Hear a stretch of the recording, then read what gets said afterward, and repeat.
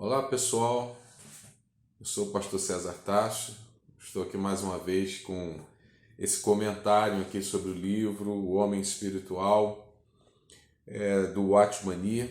O Watchman Nee, que foi um pastor missionário na China, na década de 20, 30, até a sua prisão, quando o regime comunista chinês o prendeu por estar pregando a palavra de Deus.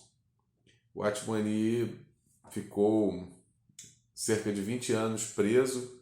Quando estava chegando a possibilidade dele sair da prisão, ele veio a falecer dentro da prisão. Então, o Watchman Nee foi o marco do evangelho autóctone, ou seja, é o evangelho pregado pelos próprios chineses, né?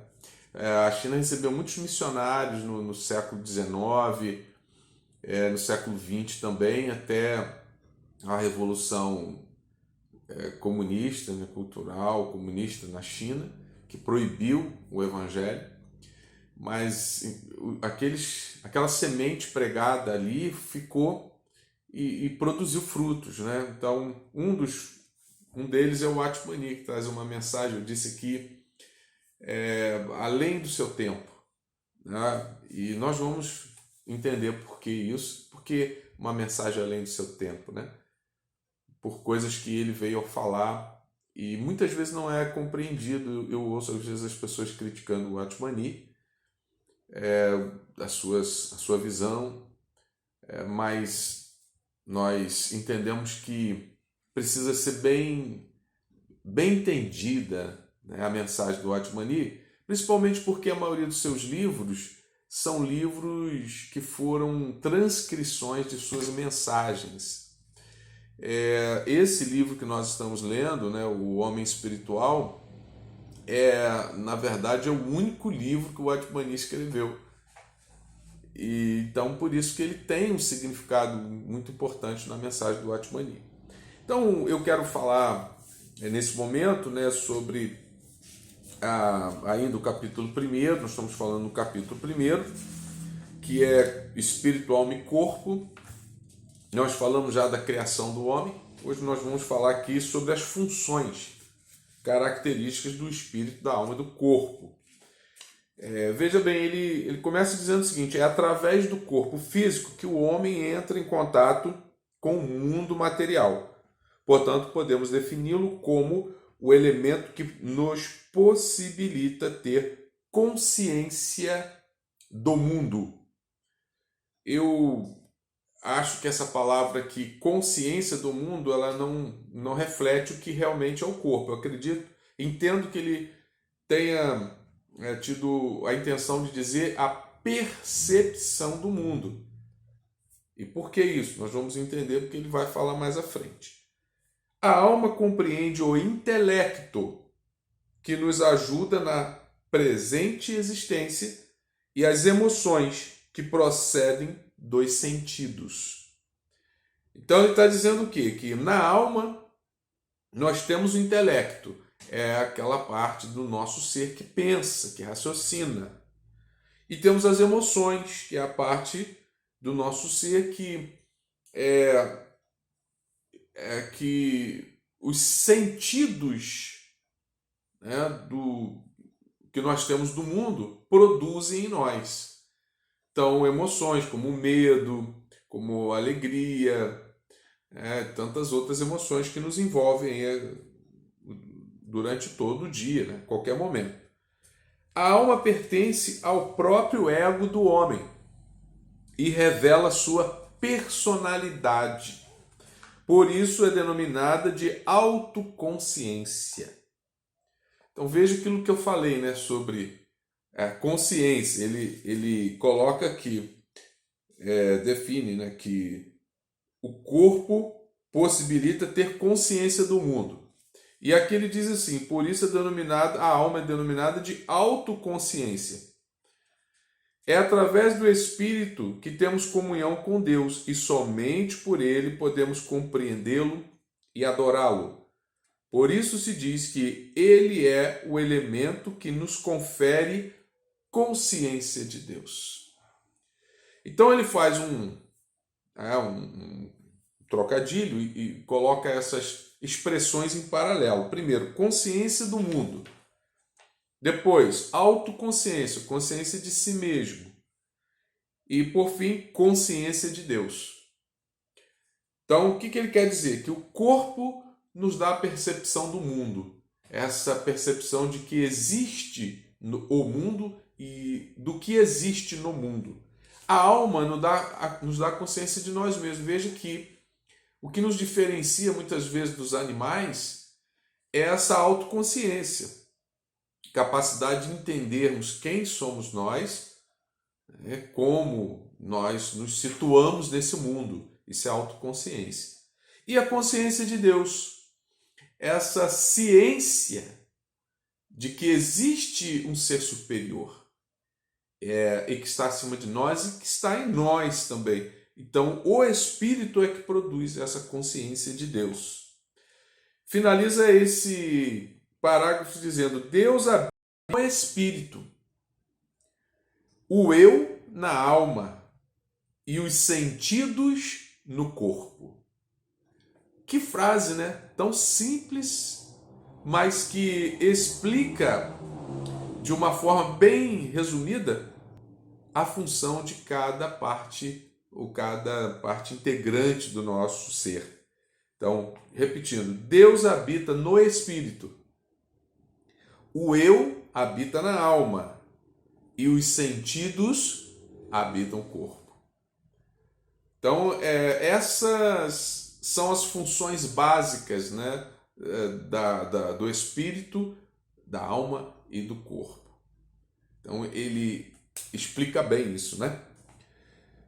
Eu vou continuar aqui a leitura, que eu acho muito interessante. Por meio do seu espírito, o homem se relaciona com o mundo espiritual e com o Espírito de Deus. Então, reafirmando, para que serve o espírito? Qual é a função do espírito? Se relacionar com Deus e se relacionar com o mundo espiritual. Então veja bem, nós entendemos que Deus está sempre ao nosso lado, sempre conosco. E alguém já diz assim, mas eu não vejo. Como é que eu vou saber se Deus está aqui? Porque você só vai ver quando o seu espírito for reativado. Nós vamos ver isso em outros capítulos. Quando o seu espírito for reativado através da conversão, da regeneração, aí você começa então a ter essa consciência da presença de Deus. Às vezes, se você atuar só no corpo e na alma, você não vai ter consciência de Deus. As emoções, os sentimentos não vão te dar consciência de Deus. É a ativação do Espírito que vai te dar consciência de Deus. A alma permanece entre esses dois, né? O corpo e o espírito. Dois mundos, o mundo material e o mundo espiritual. A alma, então, ela está entre os dois. Ela está entre corpo e está entre o espírito. Ela que nos comunica com o mundo, porque não basta eu ter apenas sentidos físicos. Eu preciso ter a minha consciência apta a perceber, a entender esse mundo. Então, eu posso ver, né, e meu corpo não ter consciência do que eu estou vendo. Eu posso ouvir e eu não compreender o que eu estou ouvindo. Então é na alma que está o intelecto que me faz compreender o que as pessoas estão dizendo, a linguagem que está sendo dita, o idioma que está sendo falado, a expressão das pessoas é através do intelecto, da alma. Então essa alma me faz ter essa consciência da percepção, das percepções, dos sentidos físicos, e a mesma alma também me faz ter a consciência no espírito. Porque se Deus habita o meu espírito, como é que eu vou saber?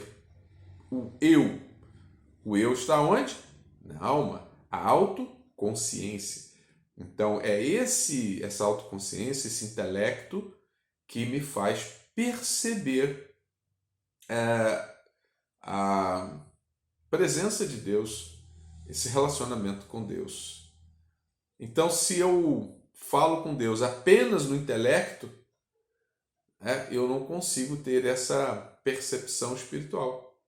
E é por isso que na oração, os evangélicos, por exemplo, não rezam, não fazem aquela oração decorada. A oração é uma expressão, porque ela precisa dessa percepção espiritual para se expressar com Deus, com o Criador. Mas isso nós vamos continuar entendendo ainda, né, mais à frente. Não se preocupe se você não conseguir entender plenamente. Vamos adiante, né? A função da alma é manter esses dois elementos num relacionamento harmonioso. A alma mantém o corpo e o espírito se relacionando. Isto é, o corpo, que é inferior, fica subordinado ao espírito. E o espírito, que é mais elevado, governa o corpo através da alma. O principal elemento constituinte do homem é, sem sombra de dúvida, sabe o quê? O que você acha? O corpo, a alma ou o espírito? Qual é o principal elemento? Sem sombra de dúvida, é o que diz o Atmani, a alma. A alma. Ela busca no Espírito aquilo que ele recebeu do Espírito Santo. Em seguida, depois de aperfeiçoada, ela transmite ao corpo aquilo que recebeu. Assim, o corpo também poderá participar da perfeição do Espírito Santo, tornando-se corpo espiritual. Coisa interessante, né? O corpo é o abrigo dentro do qual a alma se aloja. Antes da queda do homem, o espírito controlava todo o ser por meio da alma.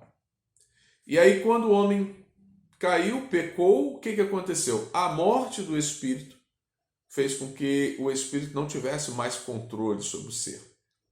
Quem passou a controlar foi então a alma. O poder da alma é muito grande.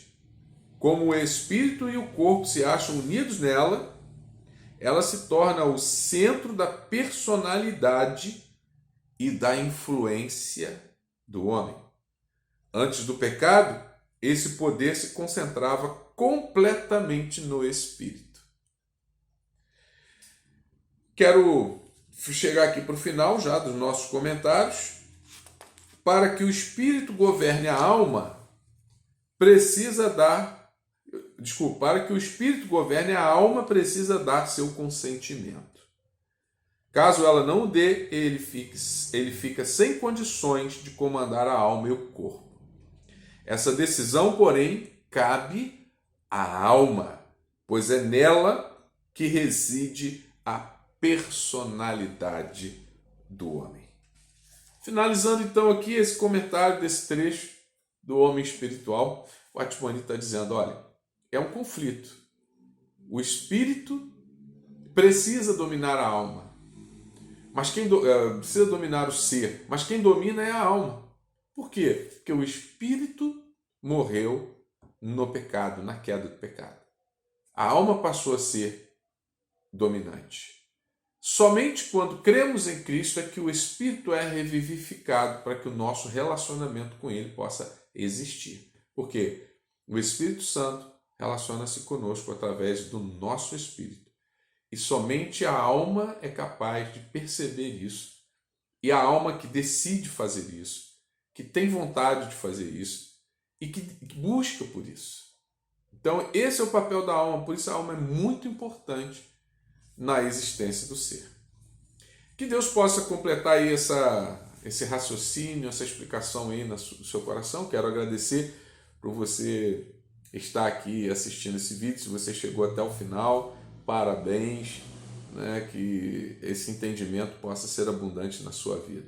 Sou o pastor César Tarso, quero agradecer a sua presença aqui. Um grande abraço e um bom entendimento.